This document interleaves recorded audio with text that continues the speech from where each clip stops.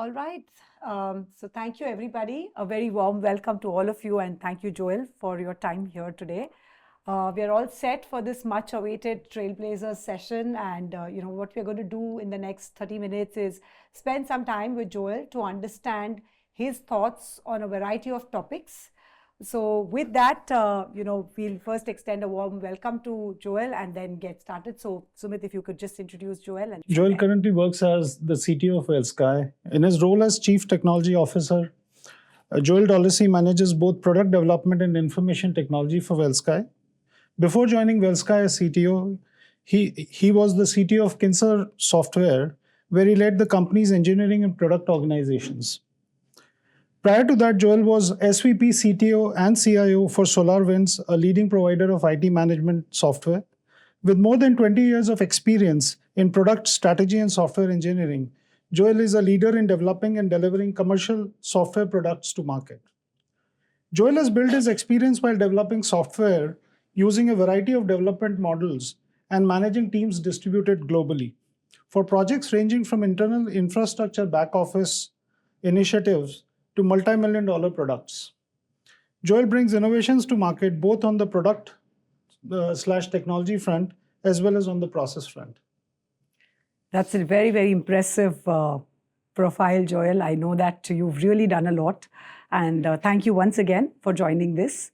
I know that a lot of people here are very interested in hearing your views on a lot of things, especially around AI. And I know you've been one of those people who started promoting AI much earlier than the rest of the world did. But before we get into all that, Joel, if you could spend a little bit of time talking about yourself, your background, where did you grow up, where do you live currently, and just a few things about your personal life, that would be very nice to set the stage. Yeah, absolutely. Thanks for having me first and foremost. It's always good to actually meet our teammates and partners in person. So it's great to actually be here, and I also understand that typically Friday is a day where you all work from home, and so I appreciate all of you showing up to actually be in person with me here. So that's the first thing. So about me, it's I grew up in Belgium. I was born there, and kind of just had regular, growing up there, and really early on, I enjoyed, computers, so I started programming when I was about 14. It was the, Commodore 64 at the time and Atari and those type of machines. And so really long time ago, before Windows really was Windows. So it was MS-DOS and whatnot. So I started learning assembly language and, early versions of BASIC. And so that kind of took me, so I learned after that programming for Windows and whatnot with the, really kind of early Windows APIs. And then I graduated, in the early 90s in computer science. And then I started kind of my career more on the multimedia, kind of video games kind of world. And that's what I did for several years. And then I got the chance to move to the US in 1997, and so me and my wife moved to Orlando, Florida, for a job there. And I was still in the multimedia, kind of not the enterprise software world. And then that company kind of closed quickly, and I got the opportunity of moving to Houston to work for an enterprise software company. And so I started that kind of journey in 1998. And so since then I've been, spent about 20 years of my life working in enterprise software on the IT management side. So working on systems that are monitoring networks and systems and security and all of that. I did a lot of that, so a lot of platform work. And then I became I was hired after that to in healthcare, and so that's how I joined Kinser Software, and basically kind of did my foray in healthcare. I think part of it was I had done a lot of platform work to some extent, or horizontal companies, and so it was interesting to actually work in a vertical. And then, I think there was a challenge there in terms of the newness for me, doing something different. And so I've been there for now, kind of working. I think it's going to be 9 years this year that I've been working in healthcare overall there with Kinser and WellSky. So, wow, very interesting. Glad to meet somebody from the same vintage as I am. So yeah, when it says, you know, Especially- 20 plus years of experience, actually this year it's 30 years. 30 plus, basically. But exactly. I don't count above 25. Because I feel no, it gets more like a liability than really an asset, because they say, oh, it's this old guy that, you know, what does he know about all the new stuff? So Oh make it my simple- God, you're going to give everybody a run for their money, I can tell you that. So to keep it simple, we'll take away all the time that we spend with those 5.25-inch diskettes yeah, that's right. trying to Yes. load DBase into two parts. That's right, exactly. But from there, Joel, your journey to becoming the CTO of WellSky has been truly inspiring. Please share some pivotal moments and personal experiences that would have shaped your leadership style along the way. For a long time, you know, I was always interested in being in the places where things were happening and trying to understand how I can influence and impact, you know, either decision making or being in the places where that was happening. And so, you know, really kind of starting in the mid 2000s, that's where it started, you know, and I got really a big chance of working for a company called SolarWinds at the time that was really kind of moving past their scale-up phase to really kind of become, you know, almost $1 billion when I left them in revenue. And, you know, that's really, I got, you know, to learn a lot. I mean, that company was really special from a business model perspective. It was enterprise software, but we had a really kind of non-traditional enterprise software way of delivering, you know, kind of software at the time. And so I got the opportunity to be there at the right time, and I had a great, you know, leader and set of leaders around me that, you know, gave me a chance. And so when that happens, you have to take them and just, you know, take advantage of them. And so, you know, I got to become CIO and CTO there for several years. You know, we went public, and then, you know, I left shortly after, you know, we were taken private. And I had been there by 9 years. And so for me, of course, it was the right time for me to do something else. And then, you know, I got hired to become CTO at a smaller company. You know, Kinzer was about 250 people. You know, when I left, I think SolarWinds, we were, you know, north of 3,000 people. I mean, nothing huge like the Wipros of the world or whatnot, but still, you know, for companies, you know, in software companies, you get to start at a scale there, especially product companies. And so I got the chance there to actually work for that company, and we kind of clicked really well with the CEO, and so we ended up, you know, partnering for a short amount of time, and then the acquisition of Kinzer came in, and then our new CEO, the CEO at the time, Bill Miller, kind of came on right at the time of the acquisition, and then he needed to make a decision about who would be leading his technology organization, and so you know, he gave me the opportunity to interview for the job. And so I did, and you know, kind of you know, was taken to actually become global CTO there for WellSky, or at the time it was called Mediware, but then we rebranded as WellSky. So that's kind of the journey to some extent. So that's what it's been. Wow, very impressive journey for sure. Good to be at the right place at the right time. I mean, you can't and take opportunities. I think that's at the end. You have to. I think you have to put yourself in a position where when those things happen, you are, you know, you can take advantage of them basically. Exactly. But that only comes also if you are, I think, doing your part of the job, which is, you know, that you are, you know, being recognized for the work that you do, that you're always pushing forward. That, you know, I don't think in my journey, honestly, I've ever had to actually have a conversation about how do I get to CTO. Right. And that's the best way to make it. Right? I never had that conversation. Naturally. You know, I never had to have a conversation about how do I get to the director. You know, never. It just happened that as part of the growth, you know, I was always, you know, delivering above what I was doing. Yeah. And, you know, the leaders that were, you know, my supervisors at the time always believed that I could do more and that I was ready. But never once did I have to go is, what is the next thing I need to do to get to CTO or to get to director? Never. I think that's a big lesson and, you know, big message actually for everybody. Yeah, because I see so many engineers, it's like they have a checklist and, you know, it's a checklist to get to the next level and whatnot. But the reality, that's unfortunately not how the businesses are, exactly, you know, running. And so it's always tough, you know, and I understand people have, you know, personal growth and journeys that they are trying to, you know, get at.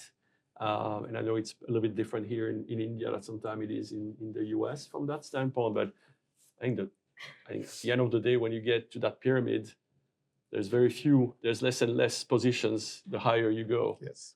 And sometimes you have to just accept that, that's the place that I'm at. And, the best I can do is to make sure that I'm positioning myself so that when the growth happens and there's an opportunity, people believe that I can do the job and they'll pull me. So absolutely. I think it's the value that they see in the Yeah. individual and the Yes. value you can add Yeah. as an individual, which matters. So people always say be at the right place at the right time, but with the right skills and right performance to back it up is That's more right. important. Yeah. But my next question to you, Joel, would require you to look a little bit ahead of time, though you have not done that in your personal growth. But this is more on the domain side. The post-acute care space we see undergoing its own transformation as we speak, right? What in your mind would be the major disruptors in the industry? Yeah. I think I think the major disruptor is around the kind of switching technology that we're seeing right now with, the advent of generative AI and the set of technologies that are related to that, LLMs and agentic and all of that. If you look at fundamentally what post-acute is, typically it's a lot of, there's a big part of it which is at-home healthcare. And so at that level, you have people who go visit patients that are at home, either whether it's for skilled or non-skilled visit. But on the skilled side, they spend a lot of time assessing the state of a patient, and then kind of transcoding that into an assessment that basically is needed for compliance reasons so that the provider actually can get reimbursed by insurance and payers, basically. If you take home health, for instance, one of those assessments is called the OASIS form. OASIS stands for somewhere about assessment, basically, for this. And along the patient journey in home health, there's a start of care, basically milestones where the first OASIS is being filled, and then there's other milestones after that. But on average, an encounter there for filling a start of care takes about 90 minutes. Okay, that's the visit. But a lot of clinicians don't get to finish their assessment filling out the form in 90 minutes. So what they do is they do the encounters, they fill part of the form, and then they go back home and then they have to finish filling up the assessment at home and instead of spending time with their family. And so that's what we call pajama time, is that they spend time. And there's about 75% of the clinicians and nurses there that are reporting that they spend time, finishing their work when they are home, basically, instead of spending time with their families. And so the challenge there is that leads to, burnout, and it doesn't attract either nurses to actually go in that field because they know that they're going to be able to sign up for 10 to 12 hours workday, basically. And so at that level, with the new technologies that we have, if you look at the advancement that LLMs, for instance, have brought in terms of speech to text and OCR capabilities, for instance, those models deliver better accuracy than some of the models that have been built before for dedicated, kind of task solving, like OCR models, for instance. And so what that allows us to do is to use those technologies to, deliver some ambient listening, solutions now that then can record, listen to the encounter between the clinician and the patient, and directly extract the relevant information for the data stream, whether those are conditions, whether those are medications, whether those are demographic informations, and automatically populate the different parts of the assessments that need to be populated. By the way, the assessment, the OASIS assessment has 20 plus sections, and the total number of data points to fill up is actually 600 data points. Okay, we have millions of start of cares that are happening every year across all of the providers that are using the software. So you can imagine that if you can cut in time the time that it takes to actually do the assessment, that is actually significant for those for those clinicians. It's also critical for the providers that they work for, because then they can start. First of all, actually have better patient outcomes, so they get higher ratings.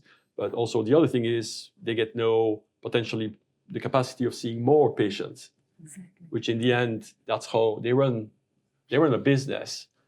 So they also want to basically be successful. So the way to do that is typically to have more patients coming in, because that means more reimbursement and all of that. So I think those are the disruptions that are, kind of coming in. They are linked to, the set of capabilities that are, behind the umbrella of generative AI. Even though we don't use the generative part in terms of, creating me a text or whatever, but you're leveraging the underlying technologies that are allowing us to do better speech to text, to do better OCR, to also do medical extraction basically over the text and whatnot. I mean, those models are, very impressive. And so far, we haven't had the need to actually do additional fine-tuning, for instance, on top of the model.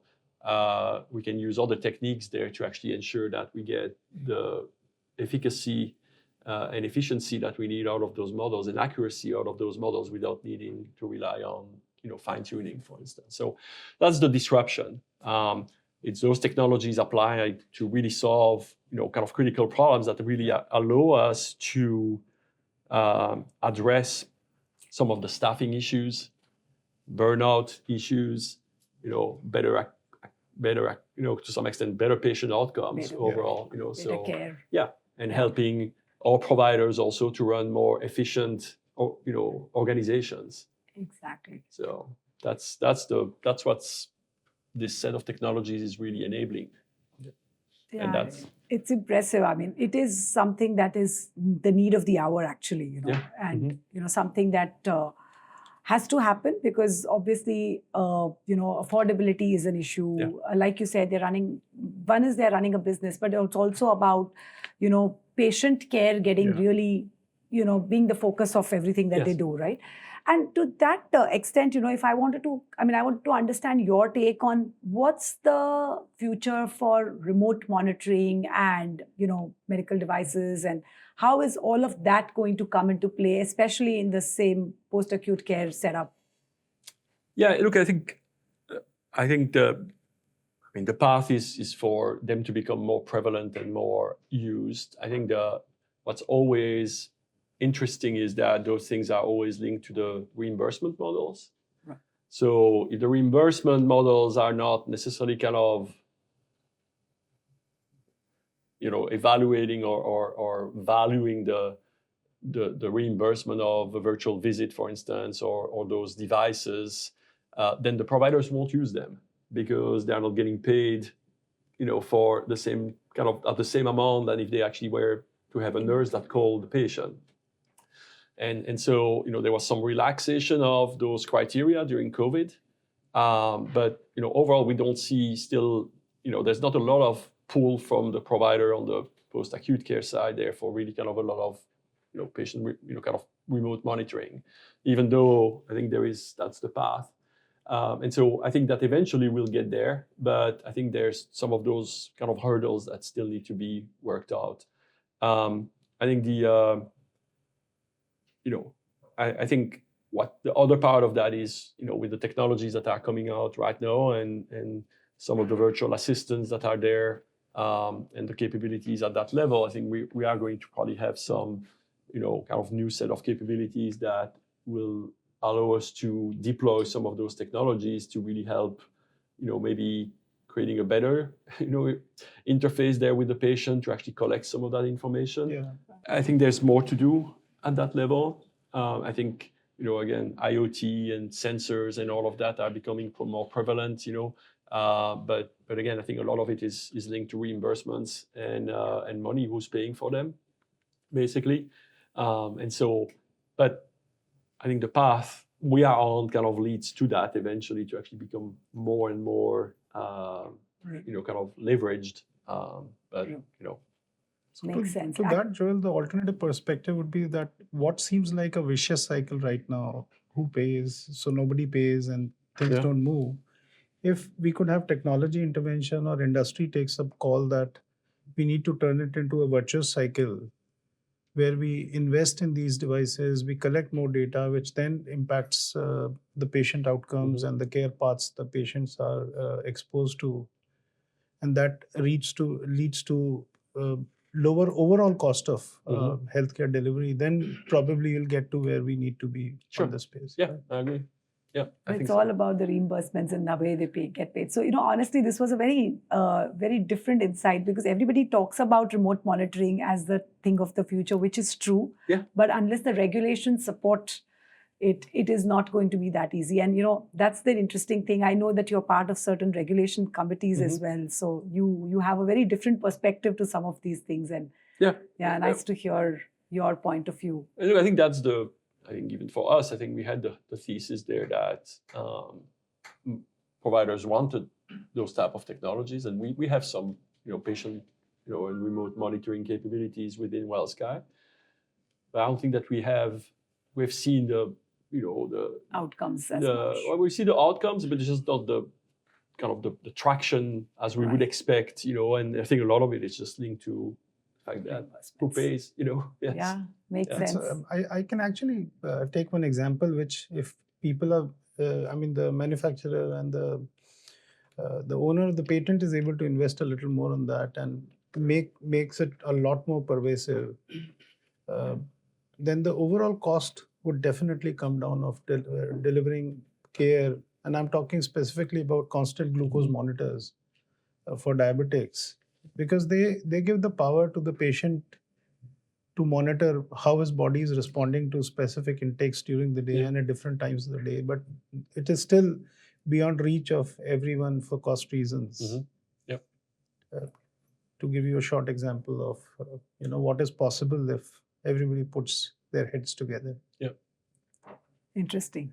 So, again, you did talk a little bit about Gen AI. You did speak about what it is going to do in this post-acute care setup. But if I have to, switch gears a little bit towards technology now, and I did read your interview with the Channel V Media that you had done, earlier last year. Okay. It was in March 2024 Probably. Is what I read. And, it's 9 months since then. And my question now is, everybody's talking about it across the industry. Everybody's talking about Gen AI, adoption, this and that. And you were always ahead of the game. And, you had talked about it almost a year ago, and you were fairly progressive as far as I read your interview. What I want to know is, while everybody's talking about it and a lot of people are doing POCs and things like that, have you seen the shift to implementation at scale? Have you seen that happening? I know you've done some of it. What are your thoughts around the scaling part of the Gen AI piece? Yeah, I think 12 months is we've learned a lot. As part of 12 months, I think what we definitely hear a lot of providers are definitely trying. They are working with a lot of really small companies to try to get some of those key pain points solved. They are working with us, but they are also working with really kind of small startups that basically kind of tell them that they can solve some of those problems by applying some of those kind of key new technologies. So there's definitely a lot of pressure from the providers overall for us to deliver more kind of, more accurate and faster and simpler and easier solution than ever before, and that are delivering better outcomes. And so I think that from 12 months ago, I think the fundamentals stay there. I think there's still a lot of needs for us to keep the human in the loop. Right now, we haven't changed that approach because I don't think the market is ready for fully kind of completely automatic. And I think you're taking a lot of risk at that level that honestly right now, unless you're a Google or you're one of the hyperscaler, you can probably take some of those risks. But for a company even our size, if you get it wrong, you really lose a lot of credibility very quickly. And at that level, it's really long to recoup. Can you recoup it or not? And so at that level, I think from that standpoint, from a responsibility perspective, I think we're still looking with using a model where the physicians are still in the middle of the workflow. But I think that we've learned a lot in terms of going from concepts and prototypes to actually, kind of production software. And I think it is very easy to actually get things done and get started. We got started very quickly to actually get prototypes. the challenge after that is to scale it to a production level system. And how do you ensure that the outputs and the outcomes that the software is generating by leveraging Gen AI stays the same over time? There's new releases of the LLMs, the underlying models, for instance. How do you ensure that those stays and continue to actually deliver the same type of response and outcomes, for instance? And it's kind of interesting because those are non-deterministic systems. So the quality engineering aspect, in the past, you could write a test case that was looking exactly at the output, and you could say, okay, if I run this 2 times, or if I run this a year from now with a different set of underlying capabilities, if I get the same output, then I'm golden. Well, that doesn't really work that way when you're actually asking for generating things, and so that takes a different kind of approach to quality. As part of the pipeline, how are you validating as much as, you had unit tests and whatnot, what type of test are you putting into your pipeline? And it's not just in healthcare. I interacted with CTO for other portfolio company, or from our investors, and everybody said the same thing, that getting a prototype up and running is really, really fast. You can get really kind of flashy demos and whatnot, but getting to a place where you can actually get something that is worth being stamped as a commercial, generally available product that is ready for production takes a lot more time and a lot more effort at this point. And I think then the other thing that really didn't kind of exist a year ago is around agents and agentic AIs, and be able to kind of take more actions. Also, I would just say maybe for us, being able to interact more with external tools to some extent. So I think there at that level, that is kind of, I would say, the next level of innovation and disruption is going to come from that. Whether those are completely autonomous, whether that's like a network of, or a graph or agent, for instance, that's still TBD. But the concept of, the LLMs themselves are not the end all be all. We are, it's been reported that we are kind of hitting to some extent, a maxima right now in terms of what they can do. How much do you train them? There's not enough data anymore to get to the next level in terms of the number of parameters and whatnot. But there is, there's more innovation in terms of getting them to kind of being able to break large tasks into smaller ones, kind of in terms of the problem solving and whatnot. And so, kind of, how do you bring that in? How do you bring their ability of executing external tasks? So you see, OpenAI just came out with announcing, a way for, some of one of their technology there, an agent to actually browse the web yesterday. Anthropic did the same thing, with, Claude, and then being able to pilot, a web browser basically for achieving a task. So you see more and more of those capabilities, and I think that's kind of come up also inside of our, kind of type of software. So I think it's going to disrupt a lot of the RPA models. Yes. That are, typically, I would say, the old way of interacting with systems by driving their UI. But they were typically very fragile, implementations. And so I think here the RPA business in general or market is going to be, very disrupted at that level because of those, again, out of the box. A lot of those models are better. I'll be able to kind of doing screen recognition, understanding what's on the screen, be able to take action on those screens, for instance, without really needing any type of programming in that. Long story short, I think we're still on the same path. We've learned a lot in terms of what it takes to productize capabilities. I think we've done better also. We've really kind of matured also around our process around responsible AI, and what do we ask the teams to kind of tell us about the risk for the underlying technology that they are using and whatnot. So we've done a lot of work around that. And then, we are really kind of having stuff in production now. We just released, our medication extraction for home health, I think, the week before I went for India. So we are really kind of putting things in production now, and we're going to have, an ambient listening kind of scribe solution that's going to come out also, and it's going to be announced, pretty soon. So, so we are kind of really kind of taking the next steps, and there are then other business units and other care settings that will want to integrate those technologies as well over time, basically. Wow, definitely you're a front runner in this space, and definitely something that you all are doing very, very well. So inspiring, and obviously happy to be part of the journey.